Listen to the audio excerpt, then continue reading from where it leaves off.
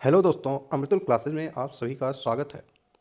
आप लोग इसके पहले उत्तर प्रदेश की भौगोलिक स्थिति तथा राजनीतिक व्यवस्था के बारे में अध्ययन किया था।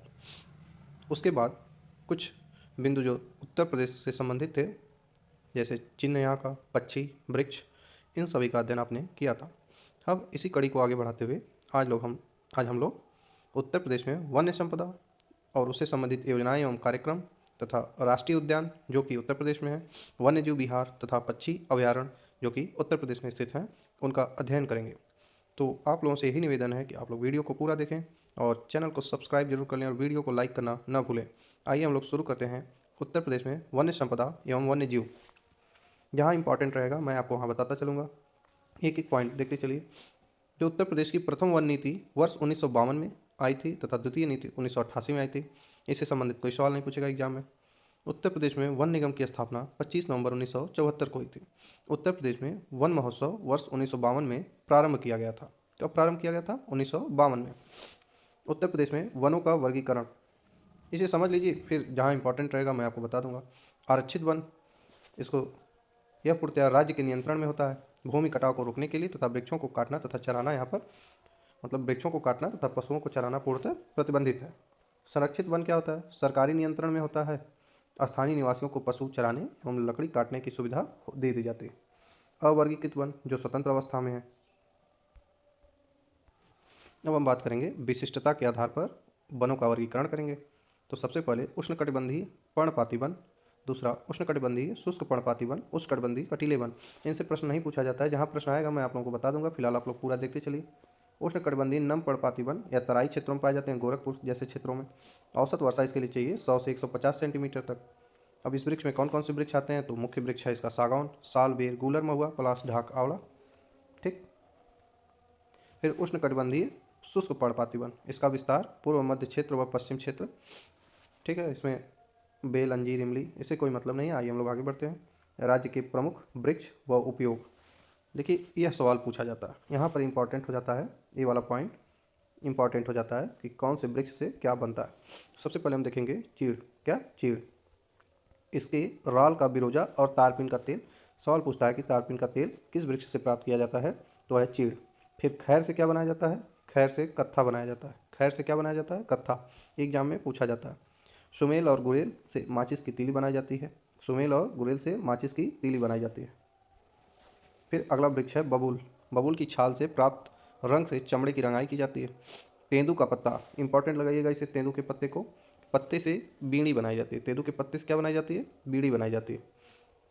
फिर ताड़ एवं खजूर, ताड़ी बनाई जाती है। साखू और महुआ से दोना, पत्तल दोना बनाया जाता है। तब बेत एवं बांस से कागज एवं फर्नीचर का काम होता है। फिर उसके बाद हम लोग देखेंगे वनों के विकास से संबंधित योजना और कार्यक्रम। सबसे पहले है सामाजिक वानिकी कार्यक्रम। तो यह सामाजिक वानिकी कार्यक्रम 1979 से 80 के बीच में उत्तर प्रदेश में प्रारंभ किया गया था। इसका उद्देश्य था हरियाली का विस्तार तथा पारिस्थितिकी संतुलन बनाए रखना। इससे सवाल नहीं पूछता है कि अब कार्यक्रम कब शुरू हुआ था, लेकिन इसमें एक वृक्ष को लिया गया था हरियाली को उत्पन्न करने के लिए, यूकेलिप्टस, या आप लोग उसे सफ़ेदा के नाम से भी जानते होंगे, यूकेलिप्टस। यह वृक्ष बाद में सामाजिक वानिकी कार्यक्रम से बाहर कर दिया गया, क्योंकि भारी मात्रा में जल को सोखता है और पर्यावरण के लिए संकट उत्पन्न करता है। तो इस वृक्ष को पर्यावरण का आतंकवादी वृक्ष कहा गया है। क्या वृक्ष कहा गया? आतंकवादी वृक्ष। किसे? यूकेलिप्टस को। उत्तर प्रदेश वानिकी योजना किसके सहयोग से शुरू हुई थी? विश्व बैंक के सहयोग से शुरू हुई थी। ऑपरेशन ग्रीन योजना, वृक्षारोपण की वृद्धि के लिए 1 जुलाई 2001 से। फिर वन बंधु पुरस्कार योजना 2007 से 8, इसके तहत वृक्षारोपण तथा वन्यजीव संरक्षण को बढ़ावा दिया गया था। सहगामी वन प्रबंधन योजना जापान के सहयोग से जुलाई 2010 से राज्य के 16 जिलों में शुरू की गई। इसी योजना के तहत वेलहत्थी ग्राम को प्रदेश का पहला वन घोषित किया गया। इस ग्राम को, इसे इंपॉर्टेंट लगाइएगा, प्रदेश का पहला वन गांव घोषित किया गया। इसे वेलहत्थी ग्राम कहाँ पर है? सोनभद्र में है। वीर अब्दुल हमीद वन वन्यजीव एवं पर्यावरण संरक्षण पुरस्कार योजना कब शुरू हुई थी? 2012-13 में। कब शुरू हुई थी? 2012-13 में। हरित पट्टी योजना, हरित पट्टी योजना 2013-14 में शुरू हुई थी। सार्वजनिक स्थलों पर वनारोपण संबंधित योजना थी। टोटल फॉरेस्ट कवर योजना 2014-15 में शुरू हुई थी। राज्य के 6 जिलों, कितने जिलों में? 6 जिलों में, लखनऊ, उन्नाव, कन्नौज, मैनपुरी, इटावा, बदायूं। लखनऊ, उन्नाव, कन्नौज, मैनपुरी, इटावा, बदायूं, को पूर्ण रूप से हरा बनाने के लिए इस योजना को शुरू किया गया था। अब आइए हम लोग देखते हैं राष्ट्रीय उद्यान, वन्य जीव विहार एवं प्राणी उद्यान। कितने राष्ट्रीय उद्यान हैं, वन्य जीव विहार कितने हैं एवं प्राणी उद्यान कितने हैं, सारे की बात हम लोग करेंगे। तो पूछता है कि उत्तर प्रदेश में कितने राष्ट्रीय उद्यान हैं। एक राष्ट्रीय उद्यान है, कितना, एक, दुधवा राष्ट्रीय उद्यान। 12 वन्य जीव विहार हैं, 12 वन्य जीव विहार हैं, 13 पक्षी विहार है, 3 प्राणी उद्यान है। एक राष्ट्रीय उद्यान, 12 वन्य जीव विहार, 13 पक्षी विहार, 3 प्राणी उद्यान, 24 वन्य जीव संरक्षण केंद्र। जो राष्ट्रीय उद्यान है उसका नाम क्या है, दुधवा राष्ट्रीय उद्यान। कौन सा राष्ट्रीय उद्यान, दुधवा राष्ट्रीय उद्यान। कहाँ पड़ता है, ये सवाल पूछता है कि दुधवा राष्ट्रीय उद्यान कहाँ पर है। यह राज्य का एकमात्र राष्ट्रीय उद्यान है। इसका विस्तार लखीमपुर खीरी व पीलीभीत में है। कहाँ कहाँ, लखीमपुर खीरी व पीलीभीत में। अक्सर एग्जाम में लखीमपुर खीरी ही ऑप्शन में रहता है। क्या ऑप्शन में रहता है, लखीमपुर खीरी। 12 सिंहा एवं शेर जैसी दुर्लभ प्रजाति के संरक्षण हेतु दुधवा राष्ट्रीय उद्यान की स्थापना की गई थी 1963 में। दुधवा पशु विहार के रूप में की गई। इसकी स्थापना कब हुई, 1963 में, और 1973 में इसे राष्ट्रीय उद्यान का दर्जा दे दिया गया। लेकिन इसमें सवाल क्या पूछता है कि दुधवा मतलब उत्तर प्रदेश का एकमात्र राष्ट्रीय उद्यान किस जिले में स्थित है, किस जिले में स्थित है। तो यह कहाँ पे है, लखीमपुर खीरी में। अब उत्तर प्रदेश में वन्य जीव विहार की बात करेंगे तो राज्य में वन्य प्राणियों के संरक्षण एवं प्रवर्धन हेतु 1956 में वन्य जीव परिरक्षण संगठन की स्थापना की गई। इसके तहत उत्तर प्रदेश में कई वन्य जीव विहारों की स्थापना की गई। आइए अब उनको क्रम से देखते हैं कि कौन कौन से थे। सबसे पहली बात हम करेंगे चंद्रप्रभा वन्य जीव विहार की। अब चंद्रप्रभा, यहाँ भी देखिए चंद्र मतलब आधा न द आया है, और चंदौली जिला उसमें भी आधा न और द आया है। मतलब आप याद करना चाहेंगे तो याद कर सकते हैं। चंद्रप्रभा वन्य जीव विहार चंदौली में 78 वर्ग किलोमीटर क्षेत्रफल में फैला हुआ है। कितने में, 78 वर्ग किलोमीटर क्षेत्रफल में। और इसकी स्थापना 1957 में हुई थी। सवाल क्या पूछता है कि उत्तर प्रदेश का प्रथम वन्य जीव विहार कौन सा है। प्रथम वन्य जीव विहार चंद्रप्रभा वन्य जीव विहार है जो चंदौली में स्थित है। अगला है राष्ट्रीय चंबल वन्य जीव विहार 1997 में। इसके जो तीनों जिले हैं ये विशेष हैं और यहाँ किसका संरक्षण होता है, यह विशेष है। तो इन दोनों पॉइंट को याद रखिएगा। आगरा, इटावा, औरैया, ये 3 जिलों में विस्तृत है। कौन कौन से, आगरा, इटावा, औरैया। और यहाँ पर कहाँ, राष्ट्रीय चंबल वन्य जीव विहार में घड़ियालों का संरक्षण किया जाता है। किसका संरक्षण होता है, घड़ियालों का। फिर अगला है कैमूर वन्य जीव विहार। कैमूर वन्य जीव विहार, तो यह मिर्ज़ापुर तथा सोनभद्र में विस्तृत है। कहाँ कहाँ पर कैमूर वन्य जीव विहार, मिर्ज़ापुर और सोनभद्र में। 501 किलोमीटर स्क्वायर किलोमीटर में फैला है। अगला है हस्तिनापुर वन्य जीव विहार। इसे याद रखिएगा। एक तो चंदौली वाला चंद्रप्रभा याद रखिए, दूसरा हस्तिनापुर वन्य जीव विहार, इसको विशेष याद रखिए क्योंकि यह सबसे बड़ा है। सबसे बड़ा है उत्तर प्रदेश में वन्य जीव विहार में। कौन, हस्तिनापुर वन्य जीव विहार। मेरठ में है, मुजफ्फरनगर, बिजनौर में। मेरठ, मुजफ्फरनगर, बिजनौर में। यह राज्य का सबसे बड़ा वन्य जीव विहार है। किशनपुर वन्य जीव विहार, ये कहाँ पे है, लखीमपुर खीरी में। ये सारे एग्जाम में पूछे जाते हैं। किशनपुर पूछेगा, कतरनिया घाट पूछेगा। कतरनिया घाट वन्य जीव विहार कहाँ पे है, बहराइच में। सारे एग्जाम में पूछे जाते हैं। किशनपुर वन्य जीव विहार लखीमपुर खीरी में है। कतरनिया घाट वन्य जीव विहार कहाँ पे है, बहराइच में। कतरनिया घाट वन्य जीव विहार कहाँ है, बहराइच में। रानीपुर वन्य जीव विहार कहाँ पे है, चित्रकूट में। महावीर स्वामी वन्य जीव विहार कहाँ है, ललितपुर में। जैसे हस्तिनापुर सबसे बड़ा था वैसे ही महावीर स्वामी वन्यजीव विहार ललितपुर में है और 5 किलोमीटर स्क्वायर किलोमीटर में फैला है और यह सबसे छोटा वन्यजीव विहार। तो सबसे बड़ा कौन है, हस्तिनापुर। सबसे छोटा कौन है, महावीर स्वामी। पहला कौन है, चंद्रप्रभा। ये सारी चीज़ें आप याद रखिएगा। जितने भी इसमें वन्यजीव विहार दिए गए हैं सभी एग्जाम में पूछे गए हैं और आगे पूछे जा सकते हैं। सोहाग बिरवा वन्यजीव विहार कहाँ है, महाराजगंज में। सुहेलवा वन्यजीव विहार कहाँ है, श्रावस्ती प्लस बलरामपुर में। कछुआ वन्यजीव विहार वाराणसी में है, याद रखिएगा। तो अब तक हमने राष्ट्रीय उद्यान देखा, राष्ट्रीय उद्यान हमने देखा, वन्य जीव विहार हमने देखा। अब पक्षी विहार देखेंगे, जहाँ पर पक्षी रहते हैं, पक्षी विहार देखेंगे। इसमें पूछता है कि उत्तर प्रदेश का सबसे पुराना पक्षी विहार कौन सा है। ये जितने पक्षी विहार आपके सामने दिख रहे हैं बहुत इंपॉर्टेंट है एग्जाम की दृष्टि से। नवाबगंज पक्षी विहार सबसे पुराना है। इसकी स्थापना नहीं पूछता है लेकिन पूछेगा कि सबसे पुराना पक्षी विहार कौन सा है। नवाबगंज पक्षी विहार जो कहाँ है, उन्नाव में। समस्तपुर पक्षी विहार, समस्तपुर पक्षी विहार खूब इंपॉर्टेंट है ये भी, रायबरेली में। कहाँ है, रायबरेली में। लाख बहोश पक्षी विहार, यह सबसे बड़ा पक्षी विहार है। क्या है? सबसे बड़ा पक्षी विहार है लाख बहोश पक्षी विहार, कन्नौज में स्थित है। एग्जाम की दृष्टि से 6 बहुत इंपॉर्टेंट है। फिर सांडी पक्षी विहार हरदोई में है। बखीरा पक्षी विहार संत कबीर नगर में है।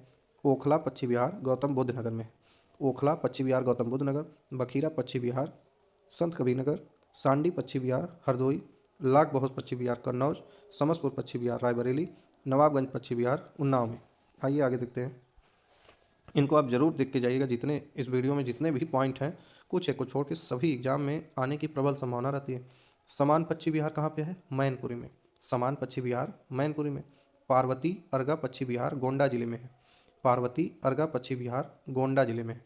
विजय सागर पक्षी विहार, विजय सागर पक्षी विहार महोबा प्लस हमीरपुर, महोबा और हमीरपुर में। पटना पक्षी विहार, इसे याद रखिएगा। नवाबगंज को याद रखिएगा, पटना पक्षी विहार को याद रखिए। 1 किलोमीटर स्क्वायर में है, सबसे छोटा है। अब पटना नाम है, पटना नाम है और है कहाँ पे? एटा में। सबसे छोटा यही है पटना पक्षी विहार। सबसे बड़ा कौन है? कमेंट बॉक्स में बताइए। फिर सुरहा ताल पक्षी विहार बलिया में। सुरहा ताल पक्षी विहार बलिया में। सुरहा ताल पक्षी विहार कहाँ है? बलिया में। सूर सरोवर पक्षी विहार, सूर सरोवर पक्षी विहार आगरा में है। तथा भीमराव बेती ताल, बेती जानते हैं राजा भैया का घर है वहीं पे, तो भीमराव या बेती ताल पक्षी विहार प्रतापगढ़ में स्थित है। अब हम बात करेंगे टाइगर रिजर्व की। किसकी बात करेंगे? टाइगर रिजर्व की। तो उत्तर प्रदेश में कुल 3 टाइगर रिजर्व हैं। कितने? 3, सॉरी 4 टाइगर रिजर्व हैं, क्योंकि हम जल्दी ही जो रानीपुर टाइगर रिजर्व है वो घोषित हुआ है, तो कुल अब 4 हो गए। एक दुधवा टाइगर रिजर्व 1988-89 में लखीमपुर खीरी में। दुधवा टाइगर रिजर्व लखीमपुर खीरी में। अमनगढ़ टाइगर रिजर्व, इंपॉर्टेंट लगाइएगा चारों को, चारों एग्जाम में पूछते हैं। दुधवा टाइगर रिजर्व कहाँ है? लखीमपुर खीरी में। अमनगढ़ टाइगर रिजर्व बिजनौर में। पीलीभीत टाइगर रिजर्व पीलीभीत में है। और रानीपुर टाइगर रिजर्व रानीपुर चित्रकूट में है। उत्तर प्रदेश का टाइगर रिजर्व, जो कि चौथा टाइगर रिजर्व तथा भारत का 53वां टाइगर रिजर्व इसे घोषित किया गया है। अब उत्तर प्रदेश में कुल 3 प्राणी उद्यान हैं। प्राणी उद्यान की बात करेंगे, जहाँ आप लोग घूमने जाते हैं चिड़ियाघर में, तो कानपुर जैविक उद्यान कानपुर में है। वाजिद अली शाह प्राणी उद्यान कहाँ पे है? लखनऊ में। और अशफाक उल्ला खान प्राणी उद्यान कहाँ पे है? गोरखपुर में। वर्ल्ड फेस्टिवल दिसंबर के प्रथम सप्ताह में मनाया जाता है। मयूर संरक्षण केंद्र कहाँ पे है? वृंदावन मथुरा में। इंपॉर्टेंट है, इसे इंपॉर्टेंट के तौर पर देखिएगा दोनों को। मयूर संरक्षण केंद्र वृंदावन मथुरा में तथा night safari park Greater Noida Uttar Pradesh में है। इन दोनों को याद रखिएगा। इस वीडियो में जितने भी टॉपिक हैं सारे के सारे एग्जाम की दृष्टि से बहुत महत्वपूर्ण हैं। बब्बर शेर प्रजनन केंद्र, बब्बर शेर प्रजनन केंद्र कहाँ पर है? इटावा में। इंग्लैंड के लॉन्गलीट सफारी पार्क से प्रेरित होकर इसे बनाया गया। लायन सफारी पार्क कहाँ पे है? इटावा में। सब महत्वपूर्ण है। राज्य का प्रथम जैव प्रौद्योगिकी पार्क, इसे जरूर ध्यान रखिएगा, एग्जाम में पूछा जाता है। राज्य का प्रथम जैव प्रौद्योगिकी पार्क बक्सी तालाब लखनऊ में। लुप्त प्रजाति का प्रजनन केंद्र कुकैरल वन, कुकैरल वन कहाँ है? कुकरैल वन कहाँ है? लखनऊ में। अब देखिए पूछता है कि कछुआ पुनर्वास योजना कब चलाई गई थी? तो गंगा को प्रदूषित होने से रोकने के लिए 1986-87 में गंगा एक्ट प्लान चलाया गया। इसी के तहत कछुआ पुनर्वास योजना भी चलाई गई थी। अब बात करेंगे प्रोजेक्ट एलिफेंट की। प्रोजेक्ट एलिफेंट उत्तर प्रदेश में 1992 में चला गया था और इसका मुख्यालय कहाँ पे है? बिजनौर में। मतलब बिजनौर के आसपास के क्षेत्रों में प्रोजेक्ट एलिफेंट चलाया गया था। उत्तर प्रदेश में बिजनौर सहारनपुर में एलिफेंट रिजर्व की स्थापना की गई थी। Integrated development of life habitats 2002-3 से प्रदेश के सभी पक्षी विहारों को इसको जोड़ दिया गया। इंपॉर्टेंट नहीं है, प्रोजेक्ट एलिफेंट याद रखिएगा और इसके आगे पीछे जो मैंने बताया उसे। मयूर संरक्षण केंद्र मैंने आपको बता ही दिया, मथुरा में है। एक देखिए इंपॉर्टेंट है, बहुत इंपॉर्टेंट है। उत्तर प्रदेश में पहला गिद्ध संरक्षण केंद्र, उत्तर प्रदेश में पहला गिद्ध संरक्षण केंद्र कहाँ पर खोला गया है? महाराजगंज में। इसे याद रखिएगा। उत्तर प्रदेश वन महोत्सव, उत्तर प्रदेश वन महोत्सव 1 जुलाई से 7 जुलाई के बीच चलाया जाता है। 1 जुलाई से 7 जुलाई तक प्रतिवर्ष मनाया जाता है उत्तर प्रदेश वन महोत्सव। भारतीय पशु अनुसंधान संस्थान, खूब इंपॉर्टेंट सवाल है, सारे के सारे इंपॉर्टेंट ही हैं। भारतीय पशु अनुसंधान संस्थान कहाँ पे स्थित है? बरेली में स्थित है। यहाँ पर देखिए बायोटेक पार्क लखनऊ की तस्वीर भी बनी है। एग्जाम में पूछता है कि उत्तर प्रदेश का प्रौद्योगिकी संस्थान जैव प्रौद्योगिकी संस्थान कहाँ पर है? लखनऊ में। और भारतीय पशु अनुसंधान संस्थान कहाँ है? बरेली में। उम्मीद है एक वीडियो आपको अच्छी लगी होगी। सारे के सारे फैक्ट एग्जाम में पूछे जाने की एकदम प्रबल संभावना है। मिलते हैं अगले वीडियो में किसी अन्य टॉपिक के साथ। समालोचना के साथ कमेंट जरूर करिए, चाहे जो कमी हो या अच्छाई दिख रही हो, सारी चीज़ें कमेंट बॉक्स में जरूर करिए। वीडियो को ज़्यादा से ज़्यादा शेयर करिए। जय हिंद, जय भारत।